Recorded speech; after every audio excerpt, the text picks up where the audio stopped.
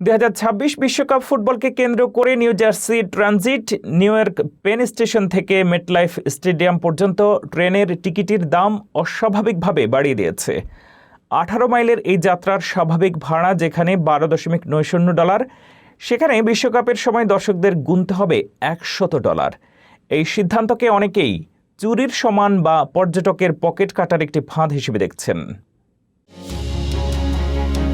2026 সালের ফুটবল বিশ্বকাপ ঘনিয়ে আসতেই বিতর্কের কেন্দ্রবিন্দুতে পরিণত হয়েছে New Jersey. New York Penn Station থেকে নিউ জার্সির মেটলাইফ স্টেডিয়াম এই সামান্য 18 মাইলের যাত্রাপথের জন্য দর্শকদের কাছ থেকে $100 ভাড়া দাবি করছে নিউ জার্সি ট্রানজিট কর্তৃপক্ষ।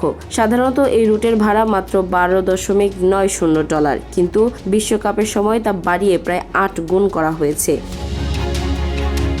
নিউ জার্সির গভর্নর মাইকি শেরিল এবং ডেমোক্র্যাট প্রশাসনের দাবি, বিশ্বকাপের সময় বাড়তি ভিড় সামলাতে এবং নিরবচ্ছিন্ন ট্রেন চলাচল নিশ্চিত করতে প্রায় $48 মিলিয়ন অতিরিক্ত খরচ হবে। স্থানীয় করদাতাদের ওপর এই বোঝার চাপ না দিতেই পর্যটকদের কাছ থেকে এই মোটা অঙ্কের ভাড়া নেওয়ার সিদ্ধান্ত হয়েছে। এই সিদ্ধান্তকে অনেক বিশ্লেষক গচ্চা বা শেষ মুহূর্তের প্রতারণা বলে অভিহিত করেছেন, কারণ বিশ্বজুড়ে লক্ষ লক্ষ ভক্ত ইতিমধ্যেই তাদের বিমান টিকিট এবং হোটেল বুকিং সম্পন্ন করেছেন। এখন শেষ মুহূর্তে ট্রেনের এই অস্বাভাবিক ভাড়া তাদের উপর বাড়তি আর্থিক চাপ তৈরি করছে।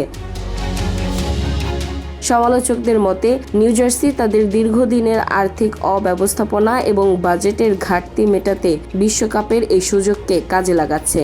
অথচ এই রুটের ট্রেনগুলোর অবস্থা খুব একটা উন্নত নয়। দর্শকদের হয়তো দাঁড়িয়েই পুরো পথ পাড়ি দিতে হবে।